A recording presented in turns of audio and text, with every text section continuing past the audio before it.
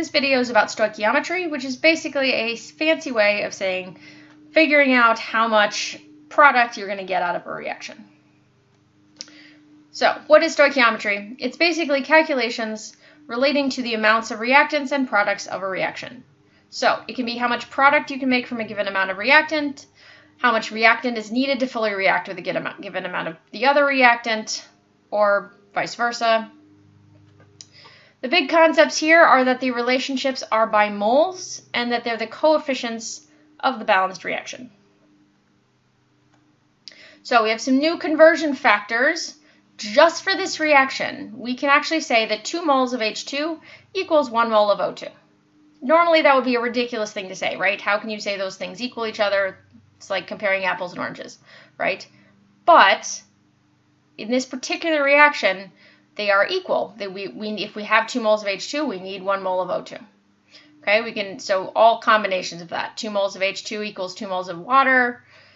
1 mole of O2 equals 2 moles of water. All the combinations. But again, just for this reaction. Okay, so just some example ratios. One way that some people find it easy to do this is literally just to write the number of moles underneath the reaction. So we can see there is a 2 to 1 to 2 ratio here, which means if we have 2 moles of H2, we have 1 mole of water, or of oxygen, 2 moles of water. We can do it backwards. We can say, what if we have 6 moles of water?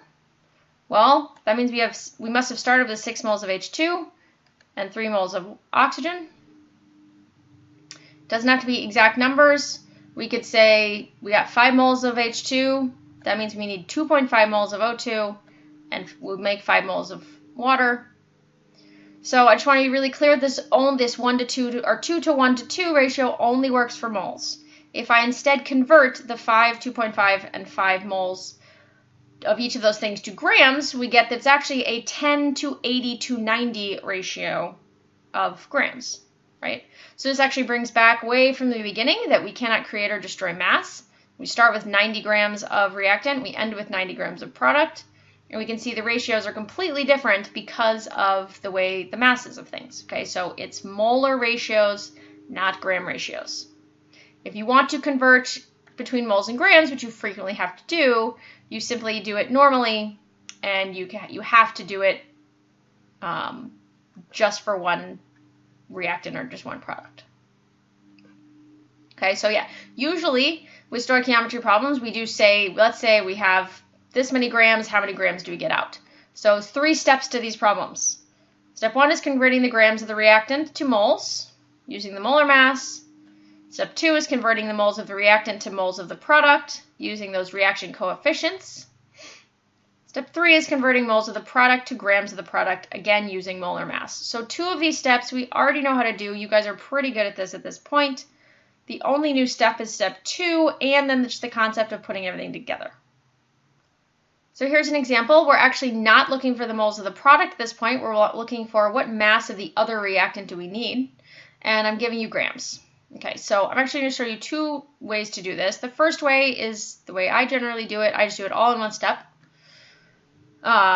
First of all, maybe helpful to figure out what you want and what you need. Okay, we know we have 2.25 grams of sodium.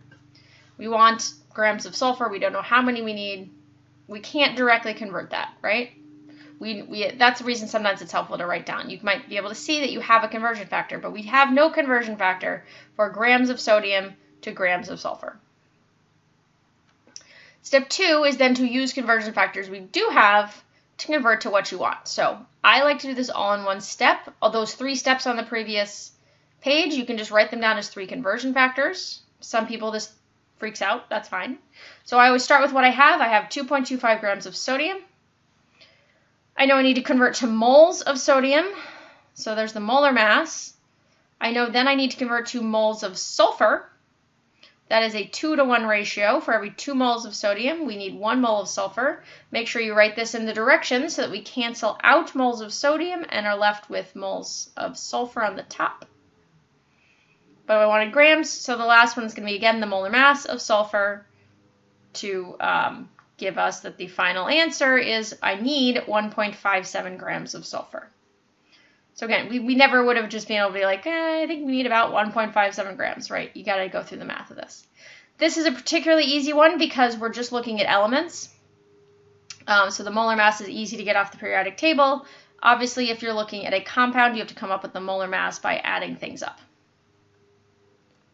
Okay, and write out all the units, cancel out all the units. In this particular case, you actually should probably write out moles NA, not just moles and grams, right? Because you can accidentally cancel out, say, moles Na with moles sulfur when you didn't mean to do that, right? So for stoichiometry, consider that your unit actually needs both either moles or grams and of what it is.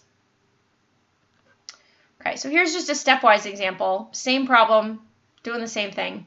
The math will all be the same, it's just how you do it. Okay, so question again. So step 1 is just determine the moles of what you're given. You know you need moles. So in a stoichiometry problem, it is generally not going to ever steer you wrong to convert to moles. Okay, so grams of sodium to moles of sodium, great. Step 2, determine the number of moles of all the other compounds. Like I said, some people actually like to write it right under the equation. So here we go. Remember, they're simple ratios. It's just multiplied by 2 or divided by 2 or something. Okay, so if we write it directly under the equation, we've got 0.0979 moles of sodium. We need half that many moles of sulfur, so just divide by 2 gives us 0.0489. We don't actually need it for this, but lots of times people just go ahead and fill it out if they're doing it this way. That also means we will create 0.0489 moles of sodium sulfide if we actually cared about that. And then step 3 is determining the mass of whatever you wanted. So in this case, we want the mass of sulfur. We've got the moles of sulfur written right there. Just use periodic table to convert to grams. So again, same idea, same math, just simply breaking it up if that helps you, okay? There's a really nice flow chart in your book that basically just shows you all of this is the reason stoichiometry is hard, okay? There's lots of stuff you can do, okay? There's other ways you may be able to find the moles of a substance. So we were using basically the sort of middle top chunk there. So mass of A to moles of A to moles of B to mass of B. There's no reason it has to be the mass of A to get you to the moles of A. Maybe I told you how many particles of A you had. Or maybe I told you the volume of a solution and used molarity to figure out moles of A. Or maybe I gave you the volume of the substance and you used that to figure out use the density to figure out the mass and then in the moles, right? Like there's lots of, all these different things are now all connected and you actually know how to do all of these individual things. So stoichiometry may seem really simple at first. You're like, okay, 2 of these things I don't know how to do, and the other one seems pretty simple. But just all those different ways you now know how to convert things of A can make it complicated. So write down your units. Don't try to memorize this chart, okay? Don't try to memorize things and like always do the problem the same way without even thinking about what you're doing. What you want to do for stoichiometry is think about what you know, what you're looking for, and how you know how to get there, okay? It's basically logic. And that's the end of this video.